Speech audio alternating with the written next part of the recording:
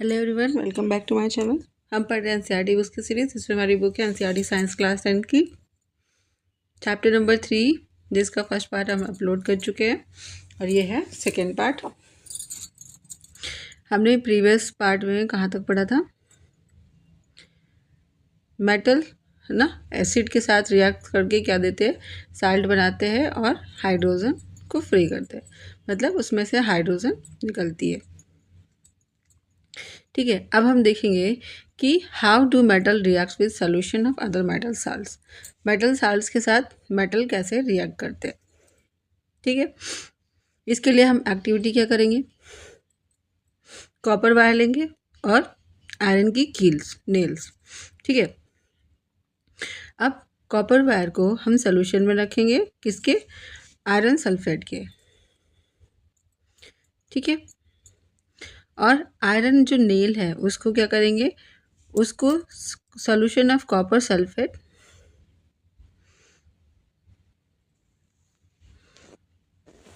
Test tube में लेके उसमें रखेंगे। अपना ऑब्जर्वेशन रिकॉर्ड करेंगे आफ्टर 50 मिनट्स। 50 मिनट्स में क्या होगा, देखो।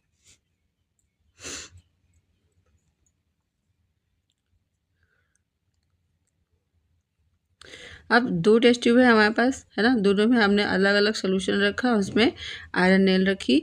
हम देखेंगे कि कौन से टेस्ट ट्यूब में रिएक्शन हो रहा है। ठीक है, तो क्या रिजल्ट आया, हमने पढ़ा जो जो ज़्यादा रिएक्टिव मेटल्स होते हैं, है ना, वो कम रिएक्टिव मेटल्स को डिस्प्लेस कर सकते हैं, है ना, डिस्प्लेस कर देते हैं और मोल्टेन फॉर्म में या फिर कंपाउंड सोल्यूशन बनाते हैं। ठीक है,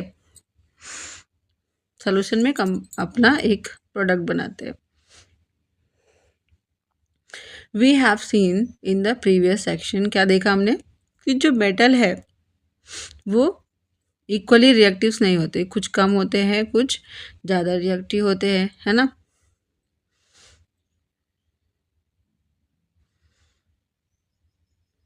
और हमने ऑक्सीजन के साथ रिएक्टिविटी भी चेक करी थी, वाटर और एसिड के साथ भी चेक करा था। ठीक है, लेकिन सभी मेटल्स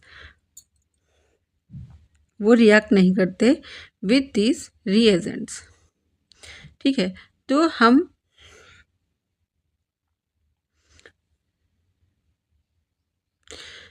इसके बेसिस पे मेटल्स के रिएक्टिंग ऑर्डर को, है ना, उसके डिक्रीजिंग ऑर्डर में नहीं रख सकते, मतलब हम उसका ऑर्डर डिफाइन नहीं कर सकते।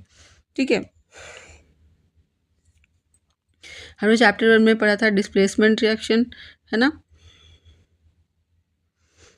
जो क्या करता है, एक बेटर एविडेंस देता है about the reactivity of metals, है ना, मेटल कितने रिएक्टिव है। ठीक है, और ये सिंपल भी था, अगर मेटल ए मेटल बी को रिप्लेस करता है तो ए बी से ज़्यादा रिएक्टिव है। ठीक है, इसको हम इक्वेशन की फॉर्म में देखेंगे, metal A plus salt solution of B, salt solution of A replace to metal B, तो सॉल्ट सोल्यूशन ऑफ ए मिलेगा और हमें मेटल बी मिल जाएगा अलग से। ठीक है, जो रिप्लेस हो चुका अभी। ठीक, विच मेटल कॉपर और iron is more reactive according to your observation in activity. अब इसमें देखो, जो आयरन है ना, आयरन क्या करेगा, कॉपर को रिप्लेस कर देगा, जिससे इसका जो ब्लू कलर है वो क्या हो जाएगा, वो लाइट कलर में चेंज हो जाएगा, और जो आयरन नेल थी वो क्या हो जाएगी, उस पर एक ब्राउन कलर का उस पर कवर जैसा दिखेगा। ठीक है, तो इसका मतलब जो आयरन था वो ज़्यादा रिएक्टिव है, किससे? कॉपर से। ठीक है, अब रिएक्टिविटी सीरीज क्या होती है? रिएक्टिव सीरीज एक लिस्ट है of metals arrange in the order of their decreasing activities. ठीक है, उनकी एक्टिविटी डिक्रीज होते हुए जो ऑर्डर होता है उसको हम बोलते हैं रिएक्टिविटी सीरीज, जो कि हमें टेबल में दी हुई है। सबसे ज़्यादा रिएक्टिव क्या है? Most reactive potassium, then sodium, calcium, magnesium, aluminium. ठीक है, फिर zinc, iron, lead, hydrogen, copper, mercury, silver और गोल्ड, है ना। तो ये इनका ऑर्डर है, ऊपर से नीचे जाते वक्त ये हाई से लो रिएक्टिविटी शो करते हैं, ठीक है। इनकी रिएक्टिविटी डिक्रीज हो रही है। तो how do metal and non metal react, metal और नॉन मेटल रिएक्ट कैसे करते हैं, ठीक है। ऊपर वाली एक्टिविटी में हमने देखा कि जो रिएक्शन होता है ना मेटल्स का विद नंबर ऑफ रिएजेंट, उनके साथ हमने देखा, ऑक्सीजन के साथ देखा, वाटर के साथ देखा, एसिड के साथ देखा, ठीक है।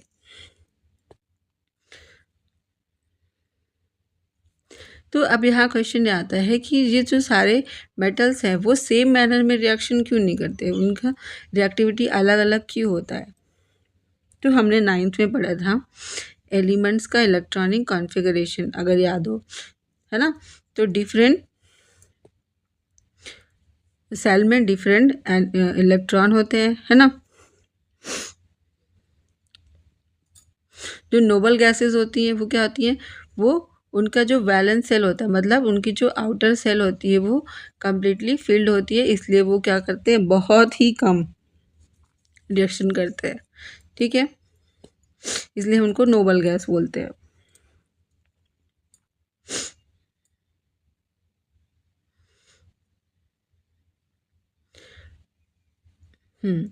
And therefore explain the activity of elements as the tendency to attain complete filled valence cell, है ना। जो एक्टिविटी उनकी होती है, रिएक्टिविटी होती है, किसकी वजह से होती है, उनका जो आउटर सेल होता है उसमें इलेक्ट्रॉन को कम्प्लीटली फिल करने के लिए होता है, ठीक है।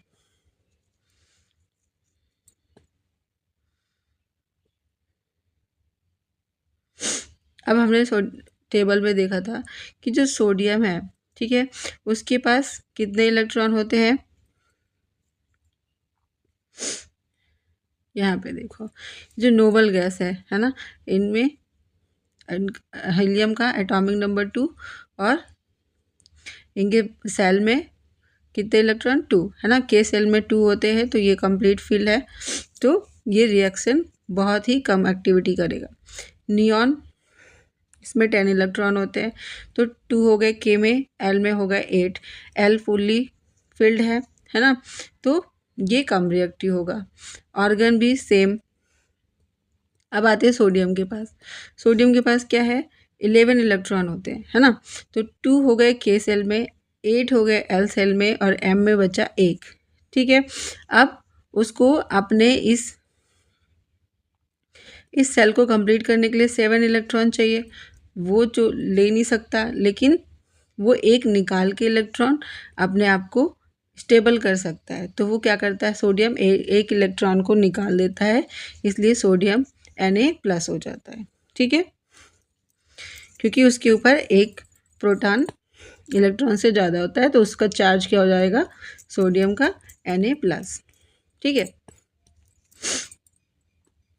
इसी तरीके से एल्यूमिनियम, है ना, 283। अब ये क्या करेगा, ये 3 इलेक्ट्रॉन्स को निकाल देगा, ठीक है। तो इस पर कितना चार्ज हो जाएगा, Al+3, ठीक है। सेम पोटेशियम और कैल्शियम भी करते हैं। अब बात करते हैं नॉन मेटल्स की। नॉन मेटल्स कैसे रिएक्ट करेंगे, देखो नाइट्रोजन जो है ना, नाइट्रोजन के पास 7 इलेक्ट्रॉन है, 2 है इसके के सेल में एंड 5 है इसके एल सेल में, ठीक है। अब 5 के 5 निकालने के लिए उसको ज़्यादा एनर्जी की ज़रूरत पड़ेगी, इससे अच्छा वो क्या करेगा, 3 और कहीं से ले लेगा, ठीक है। तो वो क्या करता है, 3 इलेक्ट्रॉन्स कहीं से गेन करता है, ठीक है, ऐड करता है। और वो 3 इलेक्ट्रॉन्स जब लेता है तो उस पर चार्ज क्या आ जाएगा, क्योंकि वो बाहर से ले रहा है, उसके पास प्रोटॉन कितना था, प्रोटॉन था 7, है ना, और उसके पास इलेक्ट्रॉन भी 7 थे, लेकिन जब उसने बाहर से 3 इलेक्ट्रॉन्स ले लिए तो उस पर चार्ज कितना हो गया, 3-, है ना।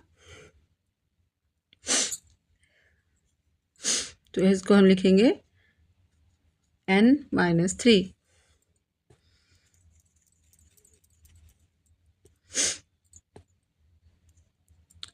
ठीक है।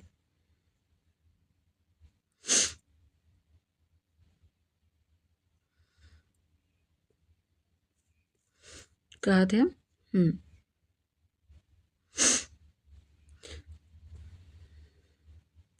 The nucleus of this atom still has 11 proton, but the number of electrons has been 10, है ना। 11 प्रोटॉन है लेकिन उस पे जो इलेक्ट्रॉन है वो 10 है, तो इसकी वजह से उस पर चार्ज किया जाएगा Na+ का। ठीक है, क्योंकि एक इलेक्ट्रॉन एक प्रोटॉन ज़्यादा है तो पॉजिटिव चार्ज ज़्यादा हो गया, तो सोडियम का पूरा सोडियम आयन का चार्ज क्या हो जाएगा? प्लस। ठीक है, इसको हम सोडियम कटायन बोलते हैं।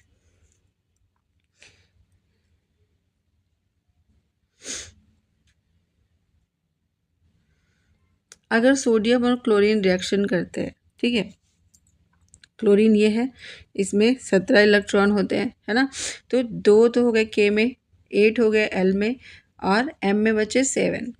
अब वो 7 के 7 निकाल नहीं सकता, बहुत ज़्यादा एनर्जी की ज़रूरत पड़ेगी उसको, लेकिन वो एक ले सकता है कहीं से, ठीक है, ईजिली। तो वो क्या करता है? एक इलेक्ट्रॉन लेता है, इसलिए क्लोरीन पे -1 चार्ज होता है। ठीक है, अब सोडियम पे क्या है? +1 है, क्लोरीन पे -1 है। अगर दोनों रिएक्शन करेंगे तो क्या होगा? सोडियम का जो प्लस चार्ज है ना, वो चला जाएगा किसके पास? क्लोरीन के माइनस चार्ज के पास। मतलब जो सोडियम में एक इलेक्ट्रॉन था, सोडियम ने उसको दे दिया किसको? क्लोरीन को, अपना ऑक्टेट कंप्लीट करने के लिए। मतलब उसकी जो आउटर सेल थी उसमें जितने इलेक्ट्रॉन होने चाहिए उसको फिल करने के लिए, मतलब स्टेबल करने के लिए, ताकि वो फर्दर रिएक्शन ना करे, स्टेबल हो जाए।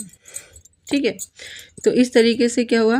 ये जो सोडियम है इसने अपना इलेक्ट्रॉन किसको दिया? क्लोरीन को। तो ये बन गया Na+Cl-। ठीक है, और ये बन गए सोडियम क्लोराइड। ठीक है, सोडियम और जो क्लोरीन आयन है ना, ये अपोजिटली चार्ज होते हैं ना, एक पे प्लस चार्ज है, एक पे माइनस चार्ज है, और वो एक दूसरे को अट्रैक्ट करते हैं, और इस वजह से उनके बीच जो इलेक्ट्रोस्टैटिक फोर्स होती है वो स्ट्रांग होती है ना।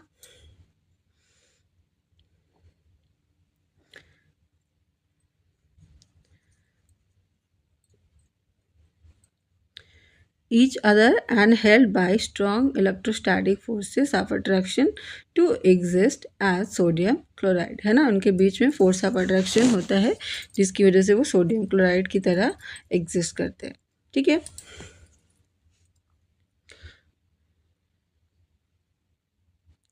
अब यहाँ पे क्या है? जो सोडियम क्लोराइड है ना, solution of sodium chloride does not exist as molecule but aggregate of oppositely charged ion, है ना। ये मॉलिक्यूल की तरह नहीं होते बल्कि ये चार्ज्ड आयन की तरह एक दूसरे से जुड़े रहते हैं। ठीक है,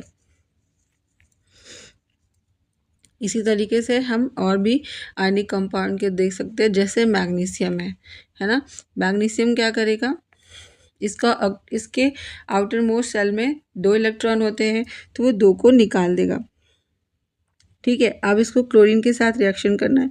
क्लोरीन के पास -1 चार्ज है और इसको एक ही इलेक्ट्रॉन की ज़रूरत है, तो मैग्नीशियम क्या करेगा?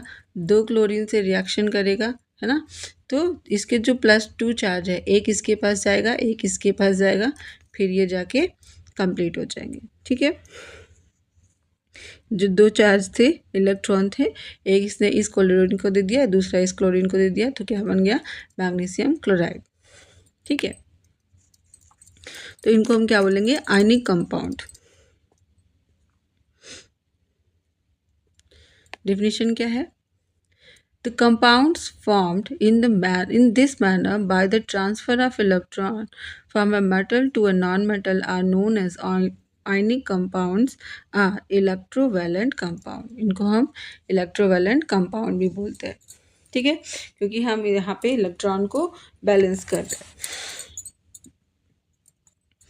ठीक है,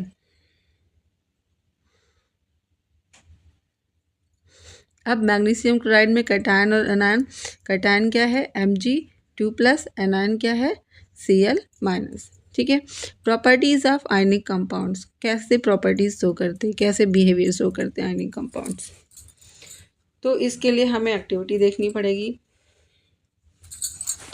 एक्टिविटी में क्या है, take sample of sodium chloride, potassium iodide, barium chloride और any other salt from this science laboratory. ठीक है, आप कोई भी साल्ट फॉर्म ले सकते हैं, कोई भी साल्ट ले सकते हैं लेबोरेटरी से। ठीक है, आप इन साल्ट्स की फिजिकल स्टेट चेक करेंगे। ठीक है, इनका एक छोटा सा अमाउंट सैंपल ले लेंगे, किसमें, मेटल स्पैचुला में, and heat directly on the flame, हम फ्लेम के ऊपर उसको ऐसे गर्म करेंगे। ठीक है, तो यहाँ पे देखना है क्या उसमें कोई कलर आता है या फिर फ्लेम आती है, धुआं निकलने तक कोई कलर चेंज होता है। ठीक है, कैसा उसका बिहेवियर है, क्या वो मेल्ट हो जाता है, तो ये सारी चीज़ें हम ऑब्जर्व करेंगे। ठीक है, फिर हम इन सैंपल को वाटर में डिज़ोल्व करेंगे। ठीक है, और पेट्रोल में या फिर केरोसिन में डिज़ोल्व करने की कोशिश करेंगे, क्या वो घुल पा रहे हैं या नहीं घुल पा रहे हैं, किस में घुल रहे हैं, वाटर में, पेट्रोल में या फिर केरोसिन में। ठीक है, और फिर हम ऐसे जो सर्किट बनी है, ऐसे सर्किट बनाएंगे बैटरी को जोड़ करके, बल्ब। ठीक है, यहाँ पे स्विच लगाएंगे और 2 इलेक्ट्रोड लगाएंगे इस तरीके से। ठीक है, फिर हम सर्किट को ऑन करेंगे और देखेंगे कि क्या जो बल्ब है वो जल रहा है या फिर नहीं जल रहा। ठीक है, तो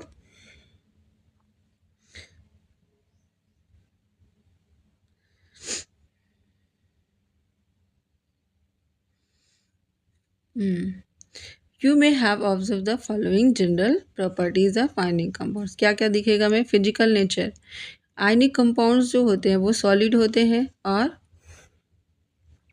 हार्ड भी होते हैं, of strong force of attraction between the positive and negative ions, है ना। ये जो कंपाउंड्स होते हैं ये जनरली ब्रिटल होते हैं और पीसेस में ब्रेक्ड होते हैं। ठीक है, जब इन पे हम प्रेशर अप्लाई करते हैं। मेल्टिंग एंड बॉइलिंग पॉइंट, जो आयनिक कंपाउंड्स होते हैं उनकी जो मेल्टिंग पॉइंट्स होती है वो हाई होती है और बॉइलिंग पॉइंट्स भी इनकी हाई होती है। ठीक है, जो कि हमें ऊपर टेबल में दिया, अभी देखेंगे। ये क्यों होता है, क्योंकि इनको एक अच्छी अमाउंट चाहिए एनर्जी की, उनके बीच जो स्ट्रॉन्ग फोर्स है ना, इंटर आयनिक अट्रैक्शन फोर्स है, उसको ब्रेक करने के लिए। ठीक है, इलेक्ट्रोस्टैटिक जो फोर्स है इनके बीच लग रहा है, उसको ब्रेक करने के लिए उनको ज़्यादा एनर्जी की ज़रूरत पड़ती है, इसलिए इनका जो मेल्टिंग पॉइंट और बॉइलिंग पॉइंट है वो हाई होता है। सॉल्युबिलिटी, जो इलेक्ट्रोवेलेंट कंपाउंड्स होते हैं, दैट इज़ आयनिक कंपाउंड्स होते हैं, वो जनरली वाटर में सॉल्युबल होते हैं और केरोसिन और पेट्रोल जैसे सॉल्वेंट में इनसॉल्युबल होते हैं। ठीक है, conduction of electricity,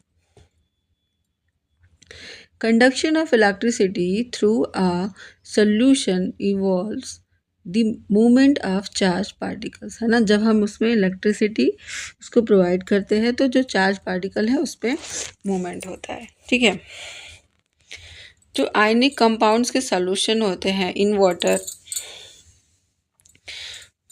ion contain करते हैं, जो कि मूव करते हैं अपोजिट इलेक्ट्रोड्स पर। ठीक है, जब भी हम इलेक्ट्रिसिटी पास कराते हैं इसमें सॉल्यूशन में।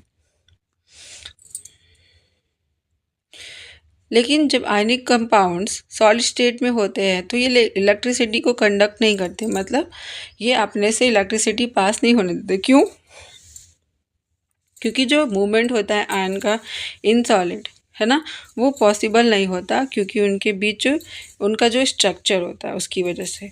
ठीक है, लेकिन जब ये मोल्टन स्टेट में होते हैं तब ये क्या होते हैं, कंडक्टर होते हैं इलेक्ट्रिसिटी के। और ये मोल्टन स्टेट में पॉसिबल होता है क्योंकि जो अट्रैक्शन फोर्स है ना, जो फोर्स ऑफ अट्रैक्शन है between the oppositely charge ions, वो क्या होता है, ओवरकम हो जाता है ड्यू टू हीट। इस वजह से क्या होता है, जो आयन है मूव करते हैं फ्रीली और इलेक्ट्रिसिटी को कंडक्ट करते हैं, है ना। इलेक्ट्रिसिटी क्या होती है, मूवमेंट ऑफ इलेक्ट्रॉन्स ही तो होता है, ठीक है। अकरेंस ऑफ मेटल, मेटल कैसे दिखते हैं, है ना, कैसे मिलते हैं हमें, किस स्थिति में, किस कंडीशन में, ठीक है। जो अर्थ क्रस्ट है ना, वो मेटल्स का मेजर सोर्स है, ठीक है। सी वाटर में भी क्या होते हैं, कुछ सॉल्युबल साल्ट मिलते हैं हमें, जैसे सोडियम क्लोराइड, मैग्नीशियम क्लोराइड, है ना। और जो एलिमेंट्स हैं या फिर कंपाउंड्स हैं जो अर्थ क्रस्ट में नेचुरली रहते हैं, उनको हम बोलते हैं मिनरल्स। और कुछ प्लेसेस पे ये जो मिनरल हैं वो उनमें कुछ ज़्यादा मात्रा में, ज़्यादा परसेंटेज में कुछ पर्टिकुलर मेटल्स, है ना, होते हैं। और ये जो मेटल्स हैं ये, इनको एक्सट्रैक्ट करना प्रॉफिटेबल होता है, मतलब कम लागत में हम ज़्यादा एक्सट्रैक्ट कर सकते हैं, ठीक है। इन मिनरल्स को हम ओर बोलते हैं। एक्सट्रैक्शन ऑफ मेटल्स, हम मेटल्स को कैसे निकालते हैं अब हमने देखा था रिएक्टिविटी सीरीज ऑफ मेटल्स, है ना, पहले पढ़ा था। और इस नॉलेज के साथ हम समझ सकते हैं कि जो मेटल्स हैं, है ना, how a metal extracted from its ore, कैसे हम उसको उसके ओर से निकाल सकते हैं। कुछ मेटल्स होते हैं वो अर्थ क्रस्ट में पाए जाते हैं फ्री स्टेट में, ठीक है। कुछ मेटल्स होते हैं जो कंपाउंड स्टेट में पाए जाते हैं, और कुछ मेटल्स ऐसे होते हैं बॉटम पे, है ना, at the bottom of the activity series are least reactive, वो बहुत कम रिएक्टिव होते हैं, ठीक है। वो हमेशा फ्री स्टेट में मिलते हैं, है ना, लगभग फ्री स्टेट में ही मिलते हैं, जैसे गोल्ड, सिल्वर, प्लेटिनम, कॉपर, ठीक है, इनको हम फ्री स्टेट में पाते हैं। Copper and silver are also found in combined state, इनको हम कंबाइंड स्टेट में भी पाते हैं और फ्री स्टेट में भी, ठीक है।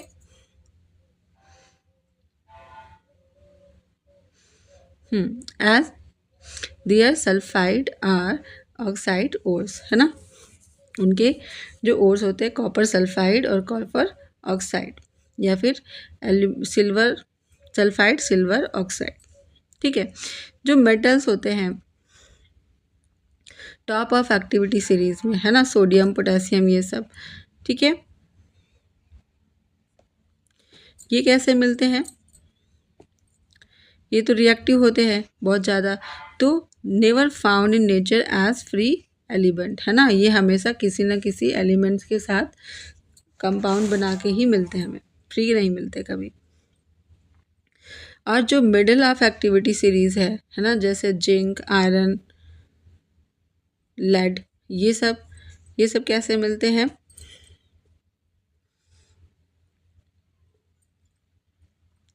ये सब मिलते हैं मॉडरेटली, ये सब होते हैं मॉडरेटली रिएक्टिव, मतलब न ज़्यादा रिएक्टिव न ज़्यादा इनरिएक्टिव। तो ये कैसे मिलते हैं हमें अर्थ क्रस्ट में, एज ऑक्साइड, सल्फाइड और कार्बोनेट, ठीक है।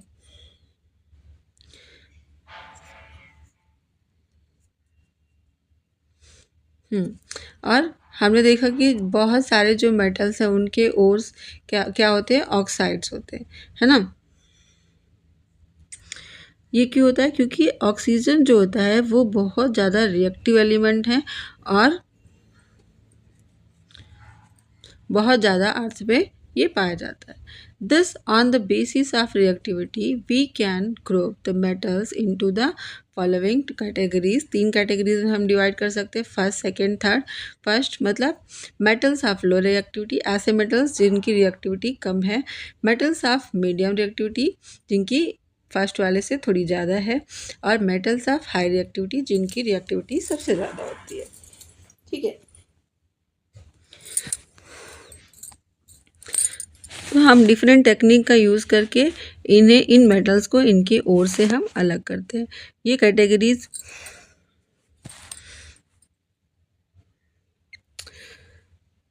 कुछ स्टेप्स इन्वॉल्व होते हैं एक्सट्रैक्शन में, है ना, प्योर मेटल के।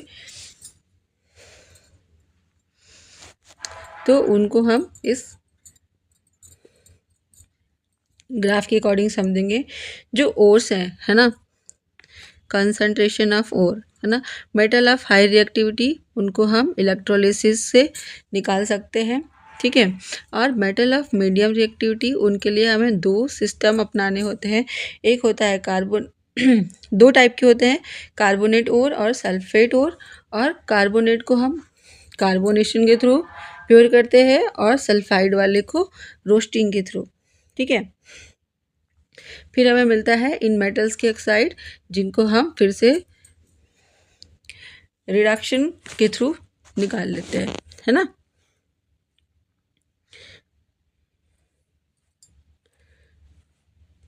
और जो लो रिएक्टिविटी के मेटल्स होते हैं, ठीक है, जैसे इनके सल्फाइड ओर्स मिलते हैं अक्सर।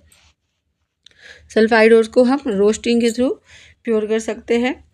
ठीक है, फिर हमें जो मेटल मिलता है उसको हम रिफाइन कर लेते हैं।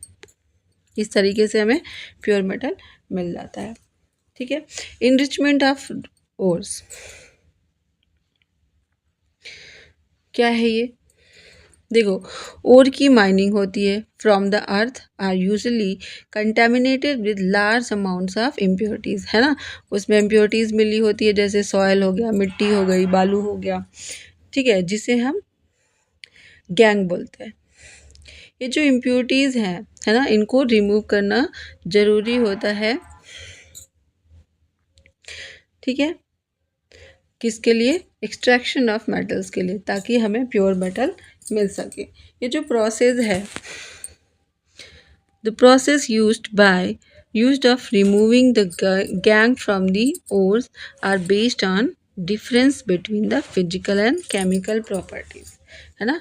गैंग के फिजिकल और केमिकल प्रॉपर्टीज के डिफरेंस पे ही डिपेंड करता है। Different separation techniques are accordingly employed. जैसे हमारा ओर होगा, जैसे उसमें इम्प्योरिटीज़ होगी, उसके बेसिस पे हम डिफरेंट टेक्निक्स को अप्लाई करके अपने जो मेटल्स हैं उनको एक्सट्रैक्ट कर सकते हैं। अब जो लो एक्टिविटी सीरीज़ के मेटल्स हैं उनको हम कैसे एक्सट्रैक्ट करते हैं? Metals low in the activity series, ये क्या होते हैं? ये अनरिएक्टिव होते हैं, है ना, तभी तो लो रिएक्टिव है। The oxide of these metals, इनके ऑक्साइड क्या करते हैं? इनको हम रिड्यूस कर सकते हैं, can be reduced to metal by heating alone. उनको हम सिर्फ गर्म करके ही उनकी इम्प्योरिटीज़ को निकाल सकते हैं।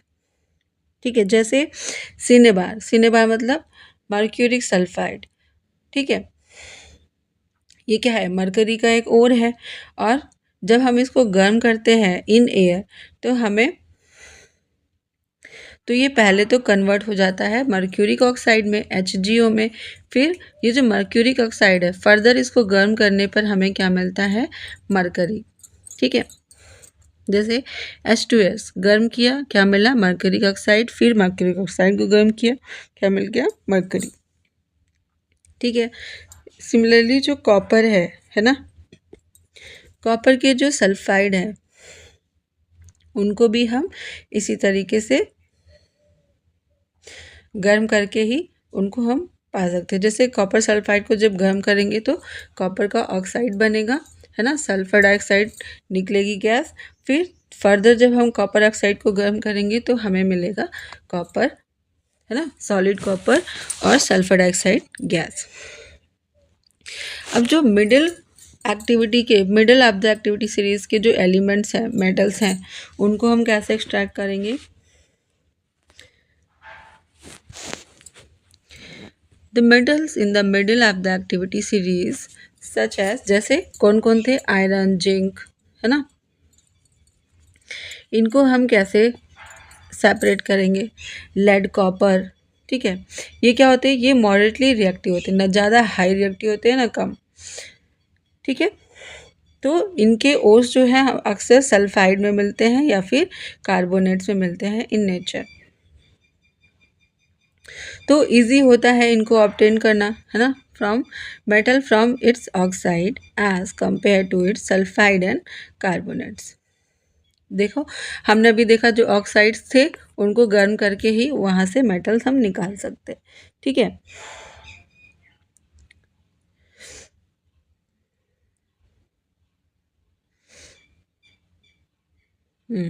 तो पहले हम रिडक्शन के थ्रू कार्बोनेट्स और सल्फाइड को ऑक्साइड्स में चेंज कर लेंगे, है ना, कन्वर्ट कर लेंगे। फिर the sulphide ores are converted into oxide by heating strongly in the presence of excess air. हम उसको ज़्यादा एयर में गर्म करके उसको हम सल्फाइड्स को ऑक्साइड्स में चेंज कर लेंगे, है ना। फिर ये जो प्रोसेस है इसको हम बोलते हैं रोस्टिंग, ठीक है। और जो कार्बोनेट ओर्स हैं इनको हम चेंज करेंगे into oxides bye heating strongly in limited air. जो सल्फाइड हैं उनको हम ज़्यादा एयर में हीट करेंगे और जो कार्बोनेट्स हैं उनको हम कम एयर में हीट करेंगे, तो वो मेटल के ऑक्साइड में चेंज हो जाएंगे, ठीक है। फिर हम उसको फर्दर हीट करके क्या करेंगे, वहाँ से मेटल को एक्सट्रैक्ट कर लेंगे, ठीक है। इसको हम इस इक्वेशन को ऐसे देखते हैं, जिंक सल्फाइड, इसको हमने एक्सेस एयर में गर्म किया, क्या मिला हमें? Zinc oxide. फिर सल्फर डाइऑक्साइड गैस रिमूव हो गई और जिंक कार्बोनेट जो था उसको हमने कम एयर में गर्म किया, यहाँ पे हमने ऑक्सीजन नहीं दिया, है ना, एक्स्ट्रा। तो जिंक ऑक्साइड में चेंज हो गया, फिर वो वहाँ से कार्बन डाइऑक्साइड गैस बाहर आ गई, ठीक है। जो मेटल ऑक्साइड्स हैं, है ना, इनको हम रिड्यूस कर सकते हैं, reduce to corresponding metals by using suitable reducing agents, है ना। कार्बन का यूज़ करके, कार्बन एक रिड्यूसिंग एजेंट है, उसका यूज़ करके हम इनको इनके मेटल फॉर्म में कन्वर्ट कर सकते हैं, ठीक है। जैसे जिंक ऑक्साइड था, जिंक ऑक्साइड का कॉपर के साथ रिएक्शन कराया हमने, क्या बन गया? जिंक और मिल गया कार्बन मोनोऑक्साइड, ठीक है, सॉरी, कार्बन के साथ रिएक्शन करके। अब हम फैमिलियर हैं किस बात से? Process of oxidation and reduction, है ना, हमने प्रीवियस चैप्टर में पढ़ा था ऑक्सीडेशन क्या होता है, रिडक्शन क्या होता है, ठीक है। और obtaining metal from their compounds is also reduction process, है ना। यहाँ पे भी क्या हो रहा है? रिडक्शन हो रहा है, ठीक है। Besides using carbon coke to reduce metal oxide to metals, sometimes कभी कभी क्या होता है, डिस्प्लेसमेंट रिएक्शन भी परफॉर्म किए जाते हैं, यूज़ किए जाते हैं, ठीक है। जो हाईली रिएक्टिव मेटल्स होते हैं जैसे सोडियम, कैल्शियम, एल्यूमिनियम, है ना, ये सब as a reducing agent use होते हैं, क्योंकि ये क्या है, ये हाईली रिएक्टिव हैं, they can displace metal from of lower reactivity from their compounds, है ना, वो लोअर रिएक्टिव एलिमेंट को डिस्प्लेस कर सकते हैं। जैसे जब मैग्नीज डाइऑक्साइड को गर्म किया जाता है विद एल्यूमिनियम पाउडर, तो ये रिएक्शन मिलता है हमें, क्या मिलता है? मैग्नीज ऑक्साइड डाइऑक्साइड एल्यूमिनियम के साथ रिएक्ट करता है, एल्यूमिनियम मैग्नीज को डिस्प्लेस कर देता है और एल्यूमिनियम ऑक्साइड बनाता है ना। ये जो डिस्प्लेसमेंट रिएक्शन है ये हाईली एक्सोथर्मिक होते हैं। एक्सोथर्मिक हमने पढ़ा था ऐसे रिएक्शन जिनमें क्या होता है, हीट निकलती है ना। The amount of heat evolve it's so large, है ना, बहुत ज़्यादा होती है, that the metal are produce in the molten state, जो मेटल मिलते हैं हमें वो मोल्टेन स्टेट में मिलते हैं। जो रिएक्शन है of iron oxide with aluminium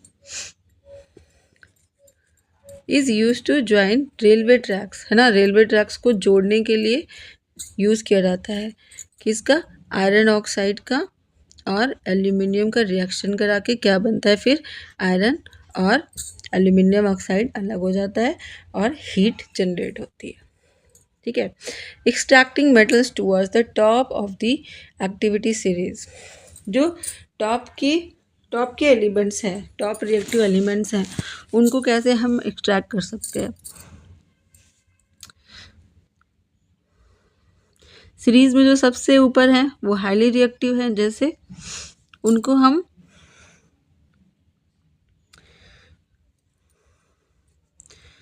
हम केवल गर्म करके कार्बन के साथ नहीं ऑब्टेन कर सकते, जैसे carbon can not reduce the oxide of sodium, है ना, मैग्नीशियम, कैल्शियम, एल्यूमिनियम एक्सेट्रा, है ना, क्योंकि जो मेटल्स हैं इनके पास ज़्यादा एफिनिटी है फॉर ऑक्सीजन दैन कार्बन। ये जो मेटल्स है, these metals are obtain by electrolytic reduction, इनको हम इलेक्ट्रोलिटिक रिडक्शन से ऑब्टेन कर सकते हैं। जैसे सोडियम, मैग्नीशियम और कैल्शियम जो है, इनको हम इलेक्ट्रोलिसिस के थ्रू उनके मोल्टेन क्लोराइड्स में, है ना, उनके मोल्टेन क्लोराइड्स में इलेक्ट्रोलिसिस के थ्रू ऑब्टेन कर सकते हैं। जो मेटल्स हैं वो डिपॉजिट हो जाते हैं कैथोड पर, है ना,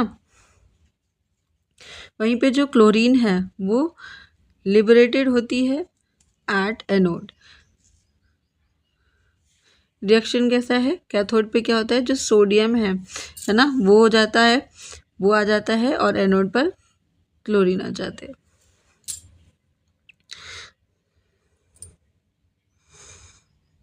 इसी तरीके से जो एल्यूमिनियम है वो भी इलेक्ट्रोलिसिस के थ्रू ऑब्टेन की जा सकती है। ठीक है, एल्यूमिनियम ऑक्साइड का जब हम क्या करते हैं, इलेक्ट्रोलाइटिक रिडक्शन करते हैं तो हमें एल्यूमिनियम मिलता है। रिफाइनिंग ऑफ मेटल, हम मेटल को रिफाइन करते हैं, क्यों और कैसे। जो मेटल्स होते हैं वो वेरियस प्रोडक्शन रिडक्शन प्रोसेस के थ्रू हमें मिलते हैं, है ना, produced by the various reduction process describe above, not very pure, है ना, जब हम इनको एक्सट्रैक्ट करते हैं इनके ओर से तो ये प्योर नहीं होते, उनमें कुछ इम्प्योरिटीज़ होती हैं जिन्हें रिमूव करना ज़रूरी होता है ताकि हमें प्योर मेटल मिल सके। ठीक है, तो रिफाइनिंग का सबसे वाइड यूज़ होने वाला मेथड है वो क्या है, इलेक्ट्रोलिटिक रिफाइनिंग। इलेक्ट्रोलिटिक रिफाइनिंग क्या होता है, बहुत सारे जो मेटल्स होते हैं जैसे कॉपर, जिंक, टिन, निकल, सिल्वर, गोल्ड, ये सब क्या है, ये रिफाइंड इलेक्ट्रोलिटिकली इनको हम रिफाइन करते हैं। ठीक है, इस प्रोसेस में क्या होता है, जो इम्प्योर मेटल्स होते हैं, है ना, उनका हम एनोड बनाते हैं और thin strip of pure metals is made the cathode. ये एनोड है, ये इम्प्योर मेटल है ना, जो कैथोड है ये प्योर शीट है। ठीक है, अब हम एक A solution of the metal salt is used as an electrolyte, इसी मेटल का सोल्यूशन हम लेते हैं मेटल साल्ट का, ठीक है, जो एज अ इलेक्ट्रोलाइट यूज़ होता है। जो अपरेटस है हम इसी तरीके से सेट करते हैं, उसको बैटरी से जोड़ते हैं, है ना, की से जोड़ते हैं और सर्किट ऑन करते हैं। क्या होता है, जो प्योर मेटल है एनोड पे वो डिज़ोल्व हो जाता है इलेक्ट्रोलाइट में। ठीक है, an equivalent amount of pure metal from the electrolyte is deposited on the cathode। जो सॉल्युबल होते हैं, है ना, द सॉल्युबल इम्प्योरिटीज, वो कहाँ जाते हैं, वो सोल्यूशन में जाते हैं, और जो इनसॉल्युबल होते हैं वो क्या हो जाते हैं, वो सेटल डाउन हो जाते हैं नीचे। ठीक है, इम्प्योरिटीज, और उसको हम एज अ एनोड मड जानते हैं। ठीक है, ये जो इम्प्योरिटीज़ है जो सॉल्युबल है वो इस सॉल्वेंट में घुल गई हैं, और जो इनसॉल्युबल थी वो आके नीचे बैठ जाती है। ठीक है। कोरोजन क्या होता है, हमने प्रीवियस चैप्टर में पढ़ा था कोरोजन क्या होता है। ठीक है। जैसे सिल्वर के आर्टिकल्स होते हैं, है ना, कुछ टाइम के बाद वो ब्लैक पड़ जाते हैं जब भी हम उनको एयर में छोड़ देते हैं या फिर जब हम उनको यूज़ करते हैं। ठीक है। तो ये क्यों होता है, क्योंकि वो जो एयर में सल्फ़र होता है उससे रिएक्ट कर लेते हैं और एक सिल्वर सल्फाइड का अपने ऊपर एक कोटेशन मतलब एक कवर बना लेते हैं। तो कॉपर होता है वो कार्बन डाइऑक्साइड से रिएक्ट करता है ना, जो एयर में उसको मॉइस्ट कार्बन डाइऑक्साइड मिलती है उससे रिएक्ट करता है और वो क्या करता है, अपना जो शाइनी ब्राउन सरफेस होता है उसको लूज कर देता है और उसके ऊपर एक ग्रीन कोट चढ़ जाती है। ठीक है। ये जो ग्रीन सब्सटेंस है वो क्या है, बेसिकली कार्बन कार्बोनेट है। आयरन, जब हम आयरन को मॉइस्ट एयर में छोड़ देते हैं, है ना, तो ये क्या करता है, acquire of brown flaky substance called rust, जिसे हम रस्ट बोलते हैं, है ना। तो हम कंडीशन फाइंड करते हैं किस कंडीशन में रस्टिंग होती है आयरन में। यहाँ पे एक्टिविटी है, इसमें क्या है, 3 टेस्ट ट्यूब है। ठीक है, ABC, जिस तीनों में आयरन नेल रखी हुई है। ठीक है, तीनों के माउथ को बंद कर दिया है कॉर्क से। एक में एयर है, ठीक है, अंदर वाटर है, ठीक है, और दूसरे में एयर है, एयर के और इसमें कौन सा सॉल्यूशन भरा है,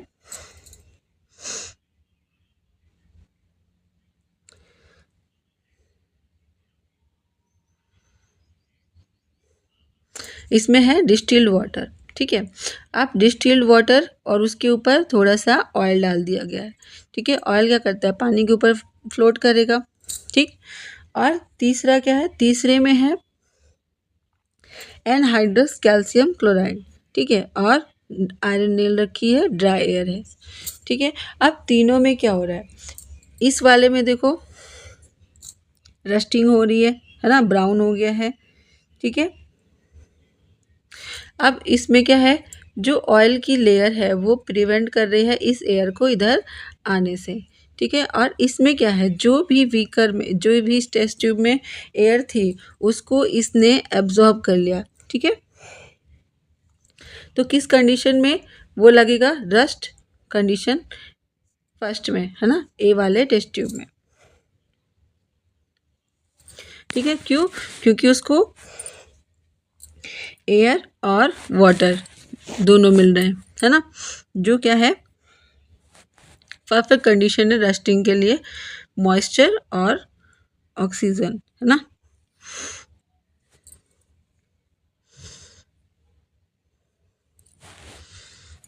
ठीक है, प्रिवेंशन ऑफ कोरोजन, हम कोरोजन को कैसे प्रिवेंट कर सकते हैं, कैसे रस्टिंग से बच सकते हैं, या फिर सिल्वर को कैसे कोरोजन से बचा सकते हैं। तो रस्टिंग ऑफ आयरन, इसको हम प्रिवेंट करते हैं कैसे, बाय पेंटिंग, ऑयलिंग, ग्रीसिंग, है ना, गैल्वेनाइजिंग। गैल्वेनाइजिंग क्या होता है, किसी मेटल के ऊपर दूसरे मेटल की लेयर चढ़ा देना। क्रोम प्लेटिंग और आयोडाइजिंग आर मेकिंग अलॉय, उसके हम अलॉय बना देते हैं। ठीक है, गैल्वेनाइजेशन क्या है, is a method to protecting steel and iron from rusting by coating them with a thin layer of zinc. Zinc की लेयर चढ़ा देते हैं, है ना, किस पे, आयरन पे, स्टील पे या फिर आयरन पे, तो वो क्या हो जाता है, सेव हो जाता है। The galvanise article is protected against rusting even if zinc coating is broken, तब भी वो क्या करता है, आर्टिकल को प्रोटेक्ट करता है फ्रॉम रस्टिंग। जो अलॉइंग होती है वो क्या है, वो अच्छा मेथड है to improving the properties of metals, metals की प्रॉपर्टी को एक तो इम्प्रूव करता है ना, और उसको रस्टिंग से बचाता है, और हम इसके थ्रू डिजायर्ड प्रॉपर्टी का अपना मेटल या फिर अपना आर्टिकल बना सकते हैं। जैसे आयरन, आयरन क्या है, सबसे ज़्यादा यूज़ होने वाला मेटल है, लेकिन इसको हम प्योर स्टेट में यूज़ नहीं कर सकते क्योंकि रस्टिंग होती है ना। तो और आयरन क्या होता है, बहुत सॉफ्ट होता है और क्या होता है, ये स्ट्रेच हो जाता है इजीली जब गर्म होता है तो।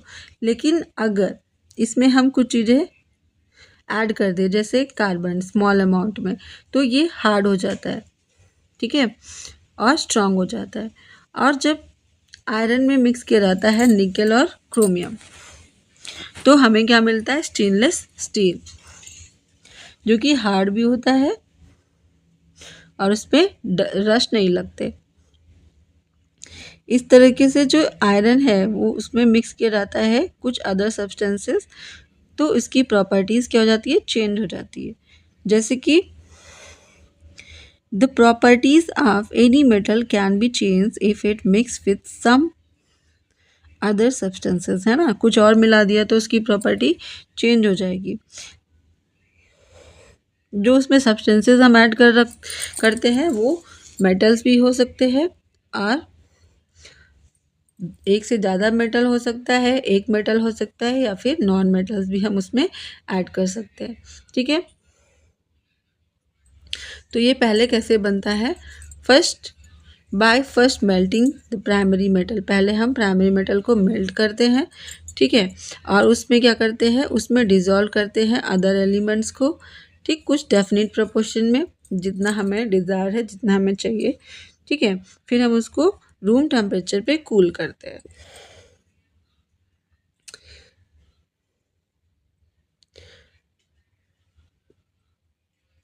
If one of the metal is mercury, then the alloy is known as an amalgam. अगर हम मरकरी को मिक्स करते हैं तो जो alloy है उसको हम बोलेंगे amalgam. Electrical conductivity and melting point of an alloy is less than the pure metal, है ना। जो प्योर मेटल था उससे कम होती है उसकी इलेक्ट्रिकल कंडक्टिविटी और उसका जो मेल्टिंग पॉइंट होता है। जैसे ब्रास है एंड एक एलाई है कॉपर का, और जिंक एंड ब्रॉन्ज, ये N alloy of copper and tin, ठीक है, ये अच्छे कंडक्टर नहीं है, ठीक है। वहीं पे कॉपर क्या है, कॉपर तो एक अच्छा कंडक्टर था, लेकिन इसके जो अलॉय होते हैं वो अच्छे कंडक्टर नहीं होते।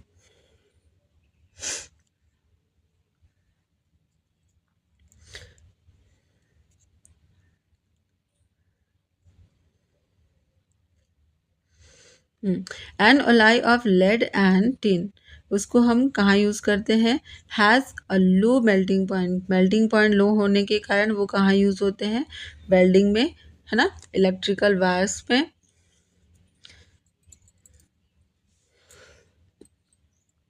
ठीक है। ओके, ये बॉक्स में क्या है, the wonder of ancient Indian metallurgy. जो आयरन पिलर है नियर द कुतुब मीनार, है ना, दिल्ली में है, वो 1600 ईयर पहले से बना हुआ है, ठीक है, by the iron workers of India. उसमें क्या है, उन्होंने एक ऐसा प्रोसेस डेवलप किया जो क्या करता है, आयरन को रस्टिंग से प्रिवेंट करता है, ठीक है।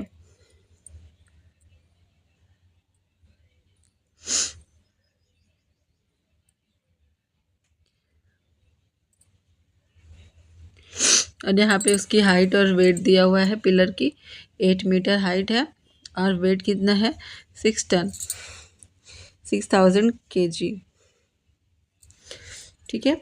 इसमें आज तक रस्ट नहीं लगा, है ना, वर्कर्स ने इतने पहले से ऐसी टेक्निक लगाई कि इसमें रस्ट नहीं लगा, अभी तक रस्टिंग से बचा हुआ है, ठीक है। तो ये था हमारा कंप्लीट चैप्टर ख़त्म, ठीक है। मिलते हैं अगले चैप्टर में। ये वीडियो आपको कैसा लगा कमेंट सेक्शन में बताइएगा। Thank you very much for discussion. Please like share and subscribe.